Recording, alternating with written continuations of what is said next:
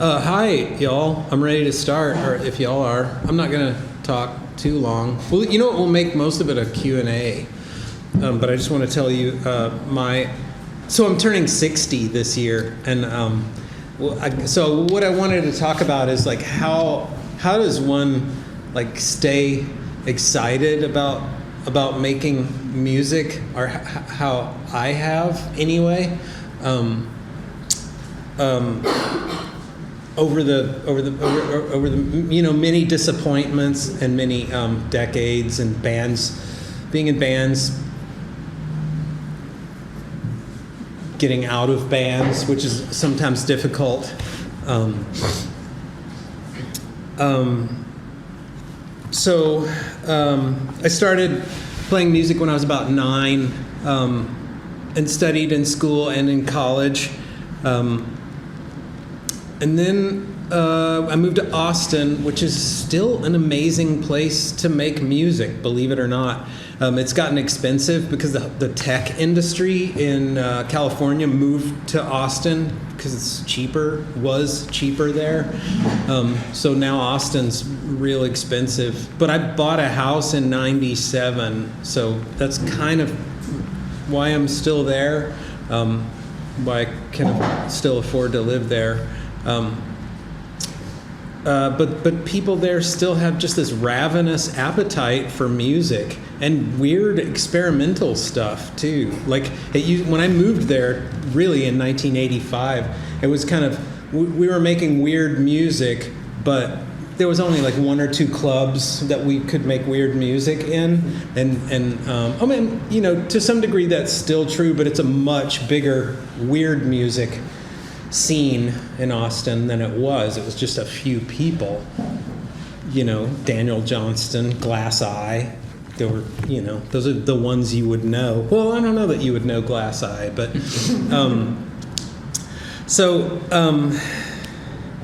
some of the things that I have done to stay really hungry to I didn't know back in the 80s.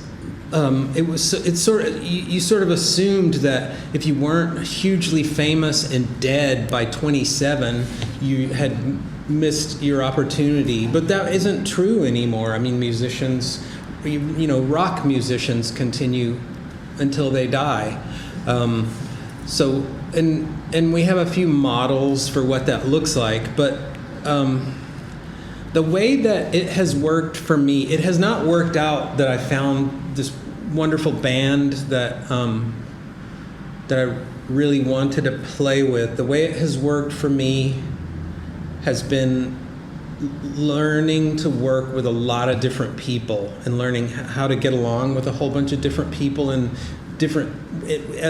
have a different role in different band settings. One thing that I do is I consume new music constantly, but I don't pay for any streaming services, so I use Bandcamp and just friends to turn me on to stuff, and I just go and buy it off of Bandcamp. And I don't stream off of Bandcamp either. I download it and then just play it off of my computer, because I always think, well, Bandcamp could go away at any minute. It's been sold twice. And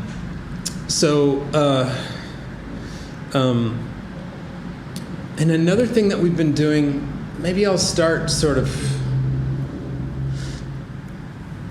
I'm trying to think if I should formulate this in chronological order, and I don't think that that's necessary. A thing that I do now, I have this band Thor Friends, and we did a version of it the other day with Václav's 16-year-old son. But I try to work with as many women as I can, as many brown and black people as I try to keep it not a bunch of old white dudes, because I have been in plenty of those bands.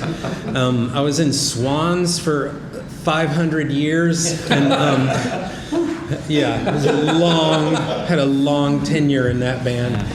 And that was loud, scary music. So I wanted to take care of my mom in 2016 and spend more time with my girlfriend. My mom was dying, and so I quit Swans and I formed this band with mostly women and just all the freaks that I could find around town. But it was the core of it was two women, and we play pretty music based on the mid 20th century classical minimalists,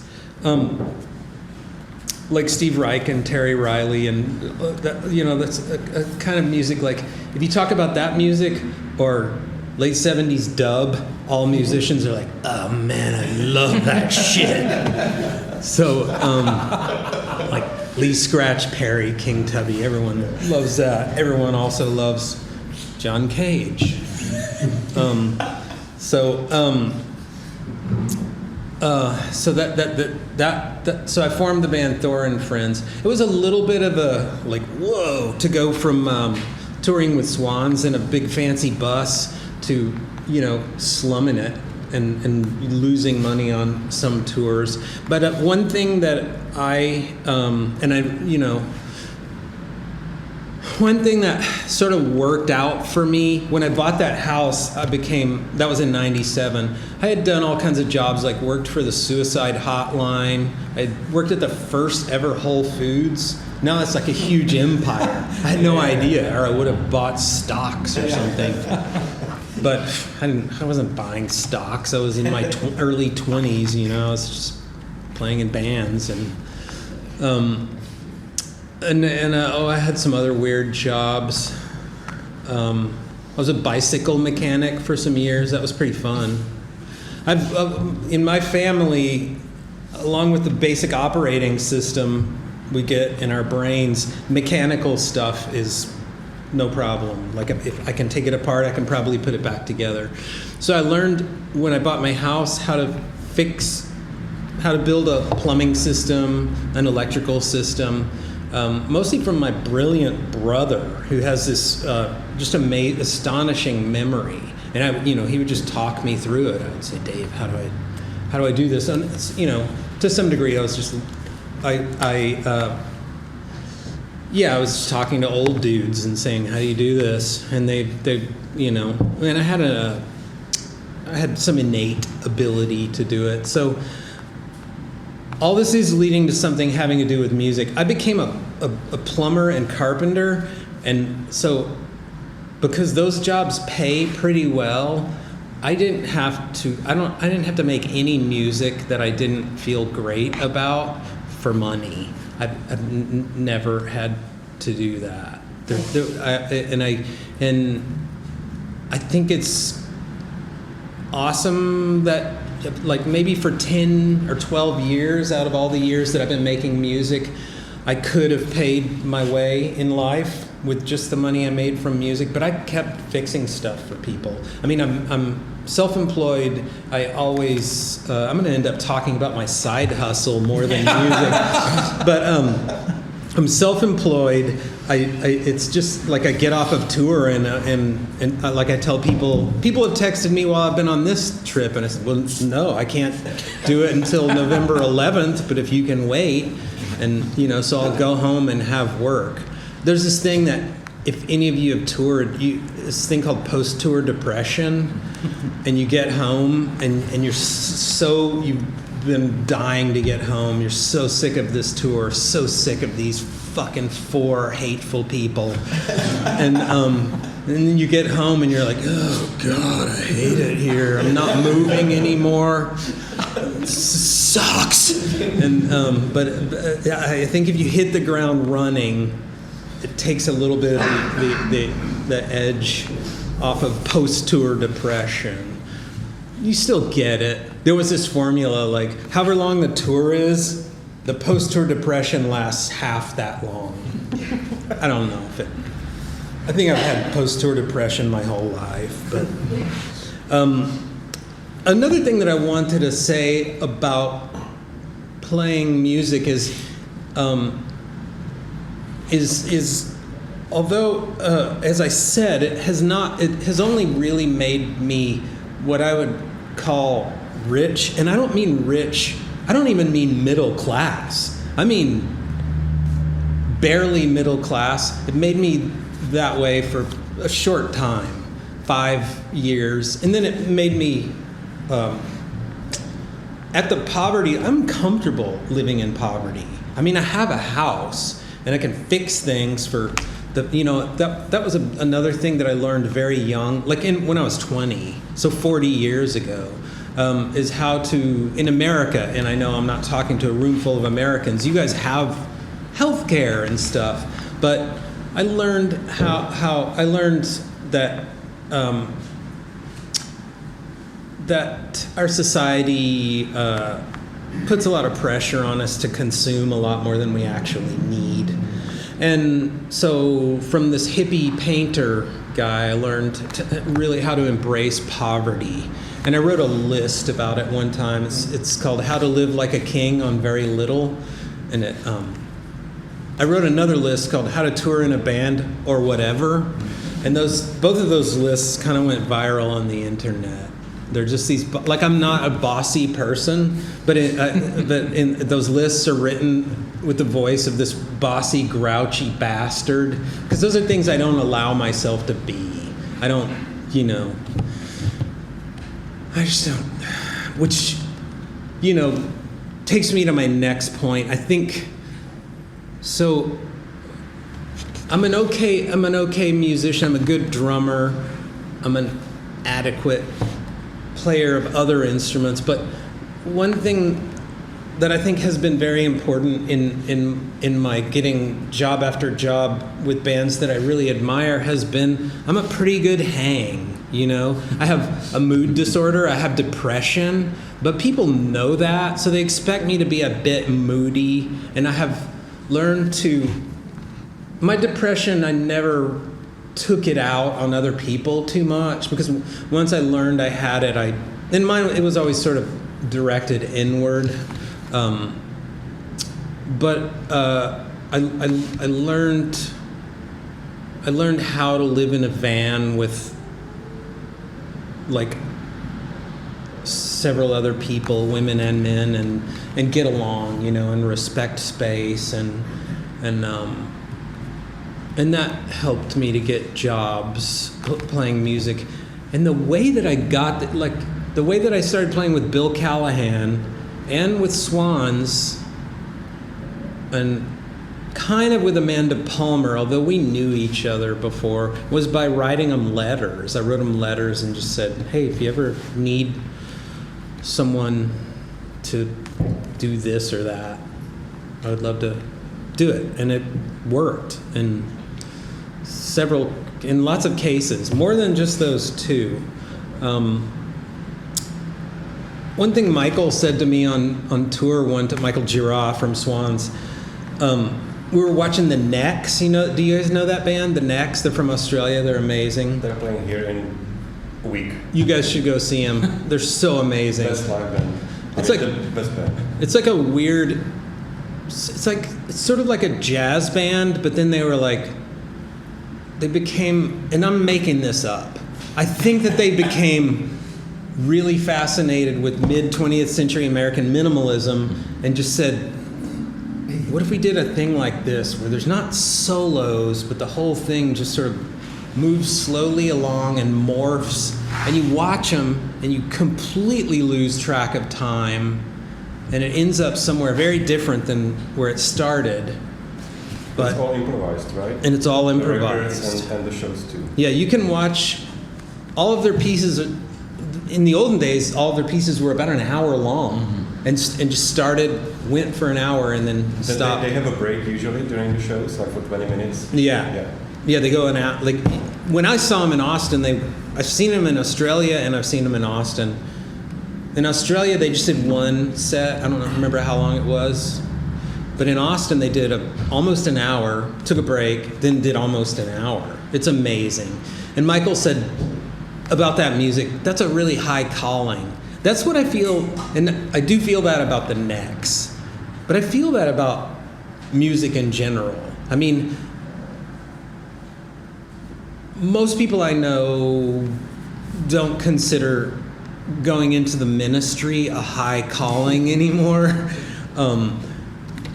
Because most of my friends are atheists, and so am I. But music is sort of what that is to me, or anything creative. You are going to be poor, and you're going to reject capitalism. I do have to say, though, after doing this for 40 years, I've built an awesome community. I have friends all over the world.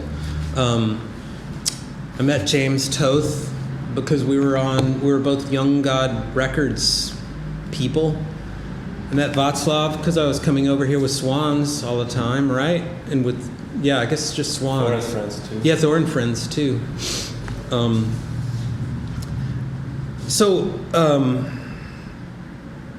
Another thing that I did, and I wish I had started doing this when I was much younger. Because when I was younger, I went to school, had private lessons and stuff, and I became this was the mid-'70s, so prog rock was happening. I had to become like a monster drummer. Prog rock, the drumming it's amazing, so complicated. So I studied so hard. I still wasn't as good as Bill Bruford or whoever I was listening to, but then when I grew up, this was only 5 years later, I started playing in bands. I noticed that prog rock was over, and it didn't make sense for me to play these super complicated drum parts to the music that was happening then. It still doesn't. And I never became a metal drummer. I like some metal, but not a lot. But a thing that I started doing when I was on tour is I would take I would buy an instrument, like a clarinet, and I would take 1 or 2 lessons at home from a teacher, and I would bring the instrument with me. And America is real big, so I didn't practice in the car, but in general, that would have sucked for somebody, not for me, but I would sit, by the dumpster in Salt Lake City or whatever and practice clarinet because you get I don't know how many of you have toured in a band. It's an amazing, wonderful life, but there's this wretched period, which is why so many musicians kill themselves. You get to the club, you do sound check, and then there's this time between sound check and the gig that is just like, it's just murder, because you're just like thinking about what else you could have done with your life that would not have led you to be in a fucking janitor closet in Des Moines, Iowa. But if I had a clarinet, I could practice and not think about the fact that I'm in a janitor closet in Des Moines, Iowa. Go out by the dumpsters and play clarinet. So that's how I learned trombone, clarinet, viola, and I just kept, I never would become there was no longer any point in me becoming like a monster drummer, because at some point I just decided, in most applications, fancy drum parts are really boring, and they had their place, or maybe they'll have it again. I did study jazz a bit, but I didn't play in jazz bands. That was not the music. I mean, I had a little bit, but not that much. So then my role changed, and I had to accept, okay, I'm not going to be a monster drummer anymore. I'm going to be a really good, the guy that you get in your band that he does like 5 things. He can play, because I'd studied, because I had been to, I'm not a good piano player by any stretch, but I can play. You just push the buttons, right? And I spent many hours at UT long after I dropped out, like going into their music building and practicing scales on their pianos, because I still live right next to the music building. So that was what I wanted to become then, and it seemed like a role that people were casting me in. That was my role in Swans. There's there was another drummer playing drum set, Phil, and then I got to do all this cool, weird, interesting stuff, like play samplers and trombone and tubular bells and vibraphone and viola, clarinet.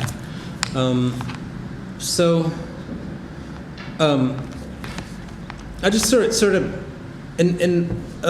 you may have heard that that Michael is not the easiest person in the world to work with.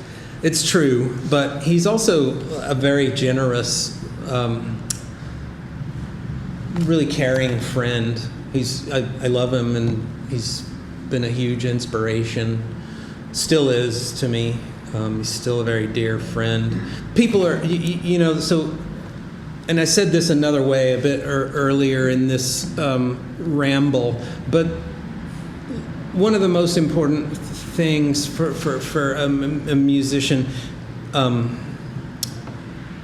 is to learn how to deal with all different kinds of people to varying degrees of crazy, and most people are some brand of crazy or another. I think I have. Oh, you know what? Another thing that changed my life recently, and I fucking learned this just before the pandemic, thankfully. I had this friend. I kept fixing stuff on his house. I kept fixing, and I have this some bad wiring that like if somebody calls and they're like, "Hey Thor, our fucking roof caved in," I'm there. Yeah, all right, we can fix this together. But like to ask somebody for help, I don't know. It's stupid. So I was like, fucking did so much for Scotty on his house. I know he's a computer whiz. I got my friend Scotty to come over and teach me Logic. So learning one of any number of recording programs, if you guys are musicians, will change your life. In that band Thor Friends, we don't write anything out.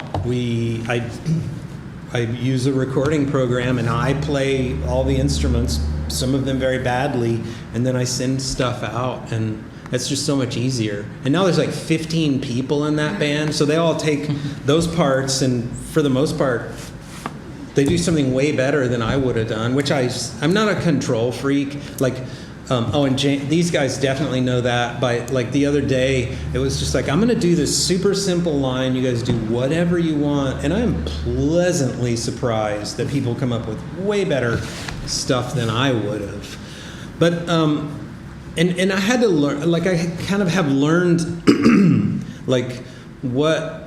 I wasn't a band leader until my late 40s. Like that's when I started Thor Friends. There was a little weird music group that I kind of led before that, but that was really my first experience. I don't like to tell people what to do. I was the youngest in my family. I didn't have to tell anyone what to do. But so I reluctantly went into the role. I'm getting better at being a band leader because that band has been around since it was people like Václav that encouraged me. Václav was one of the first people to say, you should come over here solo. And you should, do shows. You should start your own thing. Because I probably was talking to Václav when I was pretty disgruntled toward the end of Swans. I was like, ugh. I gotta do something else. This is so fucking loud every night. Do you guys have any questions? Yeah. You're obviously a very hands-on musician, and you like to fix things or make things happen with your hands. And then you learned Logic Pro, and it seems to me that the nature of composition is really changing with the ability to play any instrument with a touch of a button. Yeah. How do you feel about that in the compositional sense, and are you also embracing that in any sense, or are you still keeping it manual and keeping it real? That's a fantastic question, and it's going to lead to another thing that I want to talk about because Kalia talked a little bit about it. I feel fantastic about it. I think it's an amazing tool. I think that a trumpet player is always going to play the trumpet part better than a robot will play that trumpet part. You're always going to be able to tell the difference. Always, always.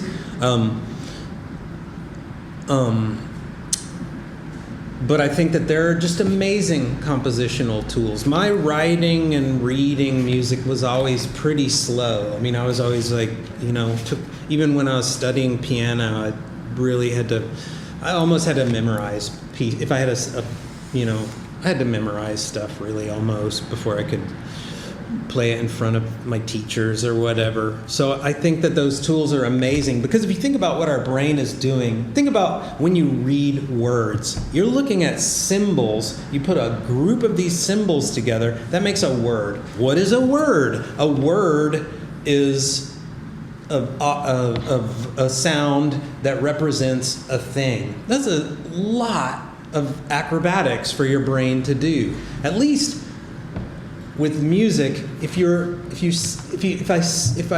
I send David a file that says and I say, David, listen, I didn't do a very good job of recording this, but you get the time signature. Yeah. I don't even have to write that down. Yeah. You can tell what key it's in. Mm-hmm. I'll tell you what key it's in, but it's already sound, So it's making working easier. It's making working cheaply easier. In the old days, we had to use tape this big, and it was expensive, and we had to go into a studio and pay a guy. Now we all have a box called the Focusrite Scarlett. It's this big, it costs $120. You plug mics into it, you plug that into your Mac from 2010, you have a recording studio. Another thing I want to talk about, and the last talk touched on it briefly, I love records, of course I do, but things are, and I'll continue to make records, but things are going towards streaming. Eventually somebody is going to, and I don't know how they're going to do it, but one day Spotify is just going to fucking go away. And that piece of shit Daniel Ek is going to fucking rot in a sewer, and hopefully in Sweden. Fuck that guy. Fuck him. He's a total thief. He's like 4 times as rich as Paul McCartney. But you know what? People want to pay artists for music. They all know we're just living on chicken feed, especially if you're relying on that. It's complete robbery. And did you know that? So there's in America there's 3 major labels. It used to be 5. I think it's just 3 now. They own a huge chunk of Spotify now. So they get paid because they're major labels, and they have a bunch of lawyers that say, hey man, pay up. We see all these streams, pay up. They get paid that way, and by own, I mean that they own a bunch of stock in it. So when Spotify makes $1 bazillion, they get a cut of that. But those of us on little labels, Joyful Noise, Drag City, Young God, whatever, it's not even worth mentioning the money that we get paid for our Spotify streams. So I'm on this label Joyful Noise, which is in Indianapolis, and I love them. They're so great. But I'm an old man. I just say, look, I know how to make music, and I can make interesting music, but I don't know how this should be marketed. I want to make CDs. What? They laugh me out of the room. They're like, people don't even have players for that anymore, old man. Just let us deal with this. And so I do. And if it were up to me, none of my music would be on Spotify. But it's on there because I just say, look, if you're paying all this money to have my stuff pressed, and you may never recoup the money you spend on me, I'm not going to tell you don't put my stuff on Spotify. I do think that if we all just said, okay, everybody, on this day, everyone take your music off of Spotify, including you, Taylor Swift, including you, Beyonce, I think we could kill that. The thing about Spotify, another thing, if I can say another vile thing about Spotify, is that if you were going to use, and nothing against any of you if you use Spotify, but you suck.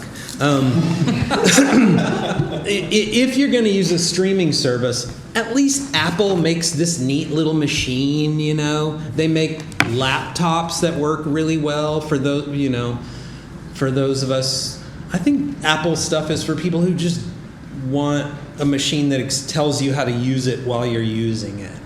And that's me. I'm not very tech savvy. But at least Apple is a company that makes things. Daniel Ek and Spotify is just a fucking vampire. He makes nothing.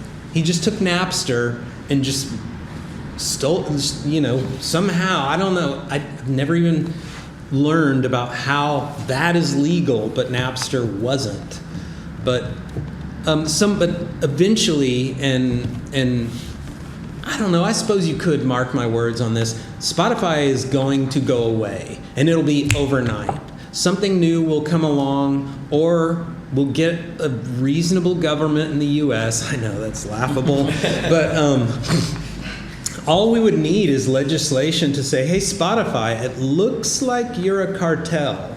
It looks like you are kind of a monopoly and a cartel now, and we have laws against that. It wouldn't be, it's not out of the question. And you've seen how quickly, what did CDs last, 27 years? I don't think Spotify will last that long. It's a streaming service. They offer nothing, and they have bad sample rate. It's like the worst streaming service. Their sound quality is worse than Tidal. It's worse than Apple Music. It's as bad. I mean, anyway. What else? Anybody got another question? Can I have a question? Yeah. I use music.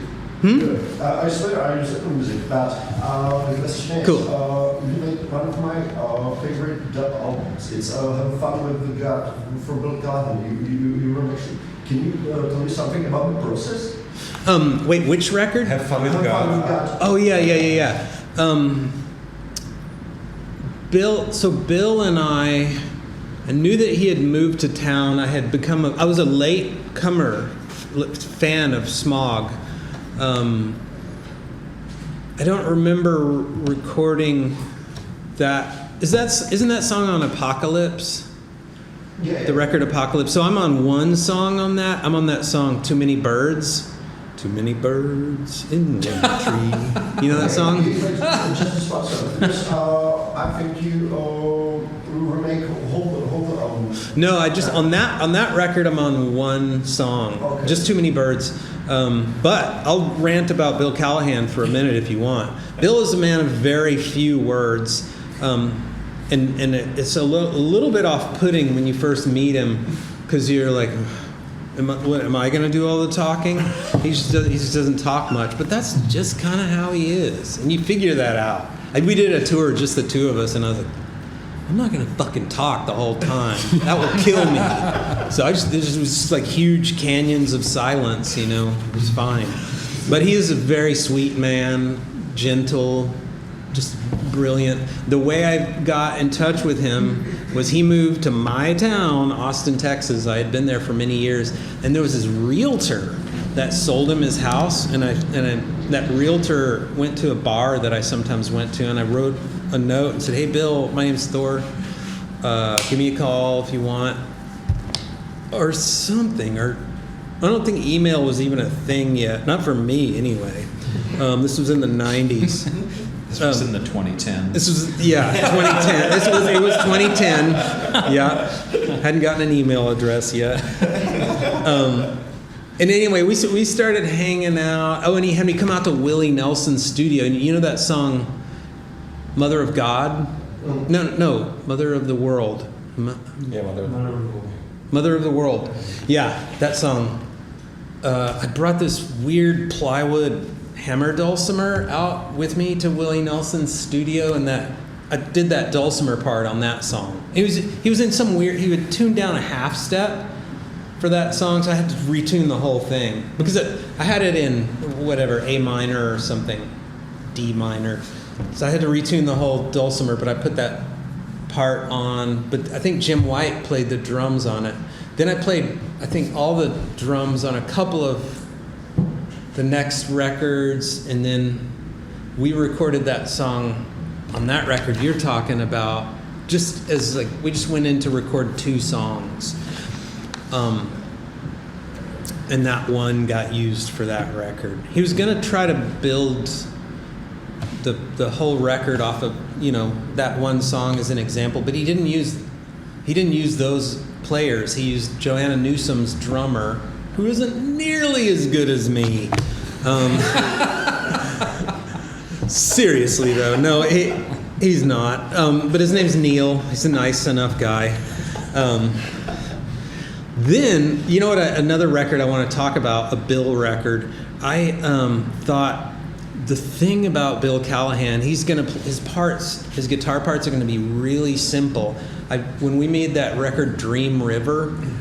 And Bill is an agreeable guy. You play something, he won't tell you, no, don't do that, don't do this. He's like, yeah, cool, And so I was like, you don't get a lot of direction, and that can be like that in another way is as unnerving as Michael Girard, who's like, don't touch that, no, don't do that. What are you doing?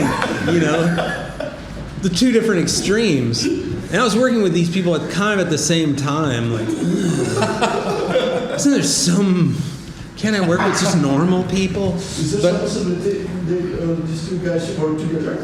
They never worked together. You know what they did meet? Is there some possibility? I know, never. It'll never happen. But I'll tell you a story in a minute about when they met. But back to Dream River, I wanted to make that because I'm a good conga player. I studied salsa in my 20s with these 2 dudes from Puerto Rico who I thought were famous like salsa players. They're from Puerto Rico. They fucking play so well. They were phone repair guys. I would see them out like, this was back when we had lunch, and I was like, that guy is a huge star. What is he doing fixing the phones?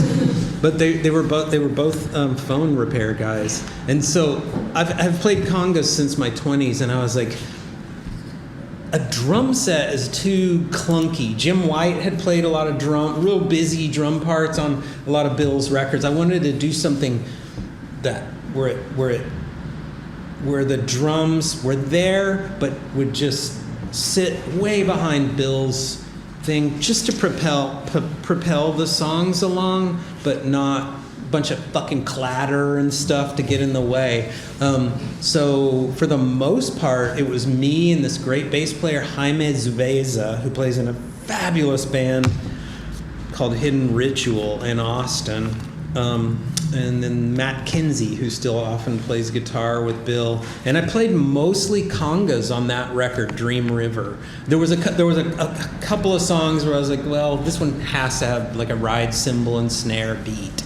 So I didn't get away with not playing drum set on the whole record, but for the most part, it was like congas, a little clave thing that I built for my left foot, and then a kick drum, which I played very softly with my right foot. And Bill was into that. And then Swans took over my life, so I couldn't do the tour. So I taught another friend of mine how to play congas, gave him the clave thing. His name is Adam Jones. He was a carpenter too, and he ended up doing all the touring and played with Bill for some time. So, as I told you, Bill is a man of very few words. So I wasn't there. I could have been the fucking social lubricant, I could have been like Mr. Gregarious, Mr. like, I'm going to make everybody in the room feel at ease. But, huh? Cowboy hats. Yeah. Talk about cowboy. Talk about Texas. Neither of you are from Texas, but you both like it. I'm from there. But so Bill, and other people have told me this, like, I met Bill Callahan backstage. What's that guy's problem? Bill just he just doesn't react with a lot of emotion. You're never going to like feel like, he was really excited to see me, So Michael walks up to Bill and, hi, we're both friends of Thor. And Bill was, I wasn't there, but Bill was probably like, hi. And that was it, Michael thought that he was like, giving him the cold shoulder or something. And I knew at this point that Michael liked his music because I was touring with Swans, and Michael, being the control freak, would put on the playlist, hey, he's playing Bill that's me on congas on this recording. So I said to Michael, and I think he understood, Michael, he is a wonderful dude. He was raised by snakes, and that's why he's like that, but he is an awesome dude. Me and James Toth have talked about Michael a lot. Me and James didn't really know each other very well before this week, although we did tour together. We had met, but we spent this whole week with Václav, and it's been amazing just getting to hang with these dudes. But so I explained to Michael, I said, listen, that's just Bill. That's just his nature. He doesn't, I'm sure I know that he likes your music. I know that he was, I think Michael understood. Anybody else got any questions? Well, one question. Okay, so basically I'm a young artist. Yeah. And I drop a song on Spotify. Yeah. And I wanted to know which advice you can give to someone that starts making music, like a young artist like myself. Yeah. You're doing the right thing. I think if Spotify can help an artist, and I think Spotify can help a young artist get a song out there. Also, TikTok, of course, is a great tool. I think, and I wanna have brilliant things to say to young artists all the time. You have time. Don't feel like you're in a big rush. James is going to say a lot of cool things to young artists too, because he's well smarter than me. He writes, I'm just talking. I'm a plumber. Yeah, I think you don't have. There's this idea that, say here's a guy from a record company and he's at this gig. Why would you feel any shame in walking up to him and saying, "Hey, I like the records that you put out. I make music too. Can I send you something?" That is a reasonable conversation. Some people have shame in that. I do not. I never had any shame in asking, like, a famous musician if they ever wanted. I play now all these instruments. If you ever need my help, a lot of music. At least you guys have the internet to use as a tool. It is also a tool that robs us of all of our profits. Because in the olden days, believe it or not, in the olden days, a tour was a commercial to sell records. People don't now. The record is free because it's on Spotify. That Daniel fuck gets all the money, and you tour and you get whatever you get from your door, or your guarantees. But I think it's an exciting time to be a young artist because it's easier to record now. It's easier to get your stuff out there. In a way, like, say, I had a weird band in Austin in the mid-'80s making weird music with a tall black albino singer who had this 5-octave range. He was amazing. But we were with his beautiful voice and our pretty songs, we were almost like sellable as a pop band, but we were also a little too weird to be a pop band. It was called Stick People. And the record companies didn't know how to sell us. Y'all don't have that problem. If no one, like Kalia said, if no one wants to put your record out, you put it out yourself. It goes largely ignored, probably, but you have put it out there. And eventually what could happen, and keep doing it, whatever, talk to Václav. Václav knows tons about the music business. Talk to anyone, any of your elders. There are small labels. You can send stuff to labels in the U.S. Labels in the U.S., these little labels, it's worth sending it to any label. Like, look at all your records and see who puts them out. There's still small labels doing cool stuff. so that's about the best advice. Just and now in the olden days we had to like mail a CD to somebody. Now you can just send a video or a file to someone. You could send, it's easy enough to find email addresses for people at labels. And a nice thing about a label is they'll get people to write about your music. Another thing, do you play live? You don't play live?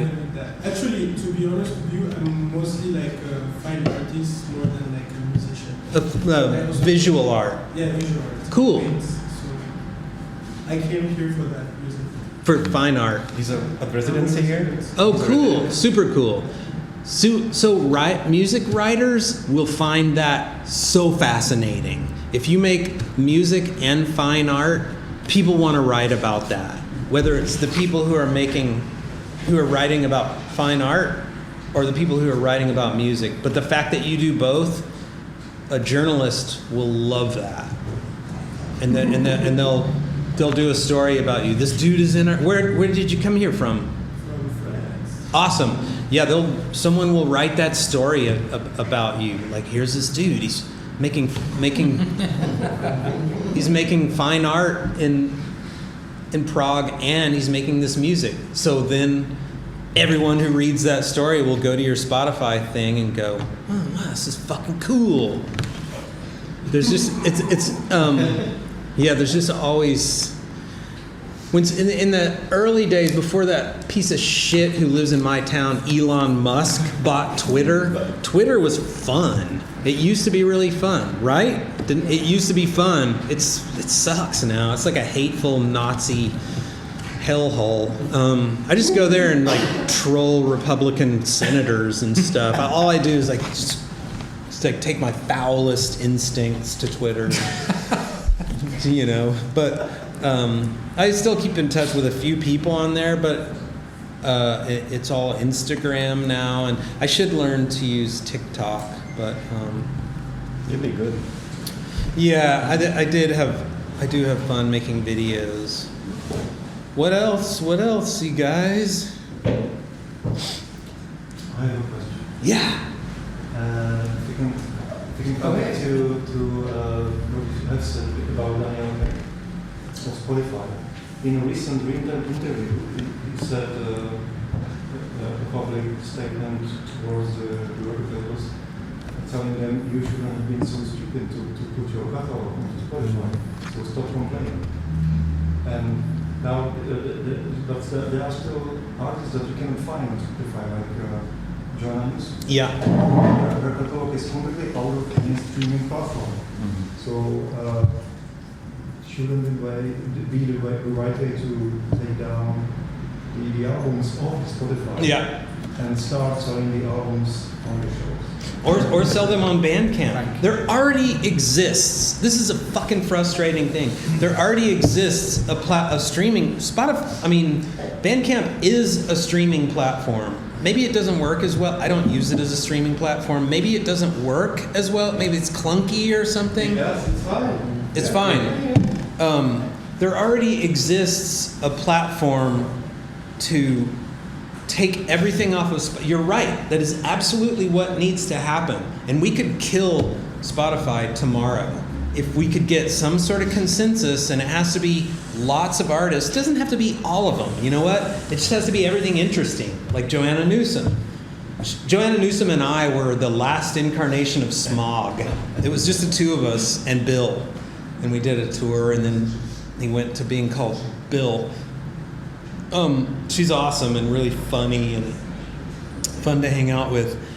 Yeah, that is what that would be the quickest, best way to kill it, I think. But how do we do that? I mean, how do we get? I have 30,000 people on social media. Do I go on social media and say, hey, listen, let's kill Spotify on this day? Or maybe I just go on there and start saying, hey, listen, if you're a bigger artist than me or anybody. Let's start talking about setting a date where we're all gonna. Okay, I'll do it. I'll do this in the next couple of months. I'm gonna go on social media and I'm gonna say, listen, I'm mostly a side man. I've played with some great bands, but I'm known by people as being pretty political and a rabble-rouser. That's I don't know if y'all know that word. It's a weird English word. It's like I'm start political fights and like, oh, well, let's talk politics in this completely wrong setting because you know what? I gotta speak. Let's do. So the other day, John Mouse played here. That fucker was he's a Trump supporter, and he was at the insurrection on January 6th. What I wish I would have said, but I was afraid that it was going to get Václav in trouble. We were walking out through a bunch of his fans. I wish I had said, hey man, if you get a chance tonight, ask John Mouse why he supports Donald Trump. Because if Trump gets elected, yeah, it's going to be bad for America, but Vladimir Putin is going to have the go-ahead to roll into Kyiv because it's terrible. But anyway, politics. I'll do that. I'll upon your recommendation. Well, I completely understand that for the newcomers or for the young artists, it's crucial. Do it, absolutely. Spotify and other streaming platforms, but is it very necessary for someone who's on the music scene for 20, 30 years to put the new album right on Spotify, right on the release date? Exactly. Yeah, wait. Put it half a year or maybe 50 years. And I know that Drag City, they resisted for a long time to put their catalog on. They did, on Spotify, but in the end they made a decision to do it anyways. Yeah. To give some background information. Drag City, which I record for, was basically the last label that I knew that didn't have their albums on any streaming platforms. And then they went to an opposite extreme, and they put their albums on more than 40 streaming platforms. I had no idea that there were that many. I don't know the economics of it entirely, but I think that it's worked for them. I mean, Drag City still has 7 or 8 full-time employees. It doesn't seem to be in danger of shrinking. 7 or 8.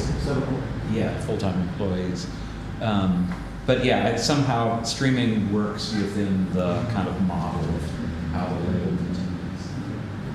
Yeah, I'm glad that you reminded me of that. Drag City did wait a long time. I think it supports hugely the way how the kids approach and their relationship with, like, they perceive it as free. Yeah. So they have no relationship to the arts being something that's made with an effort. Yeah. That's supposed to be paid for. Mm-hmm.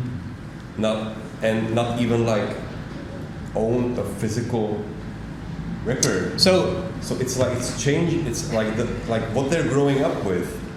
It's completely different from our perspective. It's gonna that's what I was asking Kalia. Like, I'm just trying to understand. And raising my kids, I'm like it's gonna be streaming. Accepting that there always being this huge gap, like the old generation. Okay, was like two things. It's gonna be streaming for those people that age. Whatever it is, it's going to be streaming. They're not gonna cherish records the way we do. So 2 things. We have to kill Spotify, however, and I will do whatever I can to help. But we have to keep making physical things for everyone before Spotify. But what is that? And this question came up during the. I don't know how much y'all had it, but we had a vinyl crisis recently in the U.S. where my record company said, you can put out your record, but it's going to be a year and a half because it's going to take 9 months. Manufacturing was so slow, and it has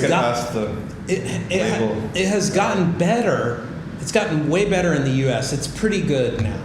And there's even a couple of plants that, like for some small weird stuff, will make you 100 records, you know, for reasonable price. And I think that has to happen. But I think, I think we're going to have to get to. I think CDs should come back, and no one has to listen to me on that, but I still like them, especially because now, like David Grubbs and I, we have made pieces of music that are an hour long. That's not that good for vinyl, which at best, maybe you can get 20 minutes on a side, but it really works better for CDs or streaming. But I think that what we're going to have is a lot of different formats, and for the people that want vinyl, we need to make them vinyl because they'll buy it. But like I put out a record with this trans woman named Dorian Wood. We put it out as a tape, which are terrible, and a download. But we made a zine for it, and that was my idea of like, I want liner notes. I want a lot of liner notes. How did this band come together? Who played this triangle part on this track? It's fucking brilliant. So I think. Oh, and recently I played on a compilation. It's like an animal rights compilation. They sent me the compilation. It was a zine, like a really beautiful zine with a thing about each of us. They got each of us to talk about, why are you into animal rights? They put it in the zine. The zine was full of art. Cool, weird art stuff. I love zines. I think people of a certain generation love zines. They're easy to print. They're cheap to print. It's not a bunch of plastic stuff. You could print it on recycled paper. I've only seen one of these, but there was a thing that looked like a credit card, and then you break out this little chip, and you put the. Do you have? Yeah, you put the chip in something, and then you can put the thing in a USB port. So it's some kind of little dongle that goes into a USB port that holds that chip. So that's a new format. And I've long wanted something, because records are expensive. That's, their drawback is like, you're making a big plastic thing that's expensive. The thing, we grew up loving them, you know, like my first records were the Jackson 5 and Kraftwerk and all this like funk and soul stuff that was so huge in the 70s, in the mid 70s in the US. I had tons of that on vinyl. That stuff's amazing. But I think so I think for a while we will be making some sort of physical thing for people like us, and even people younger than us like physical copies. I think there's a real shift towards the super fan. Like if you look at Taylor Swift, a lot of people accuse her of fleecing her fans because she puts out so many different versions of her album. Yeah. But you could do like exclusive content, physical content, and that's one way I think like you only get this. You can't get this on streaming.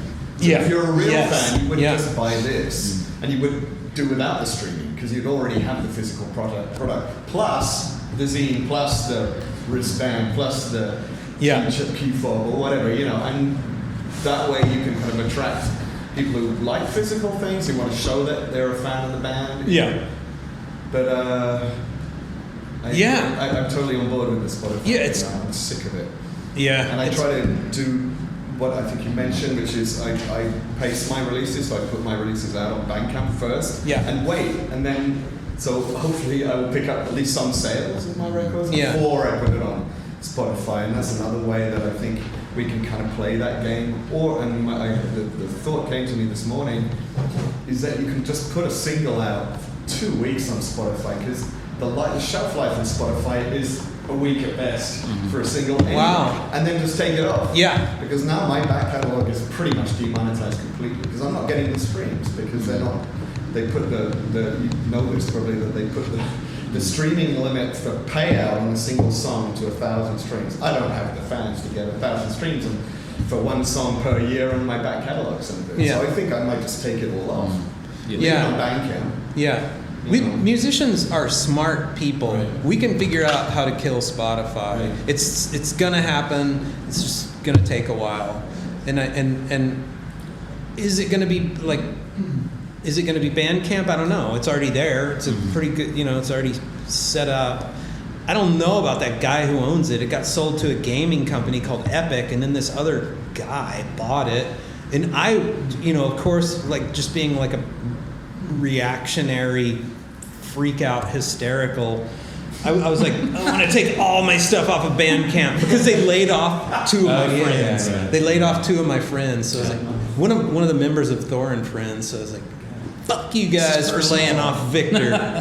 But then they're still pretty good. It's still the best payout of any streaming service. So, Thor, we gotta go. Let's wrap it up. Thank you so much. Yes, so nice talking to you.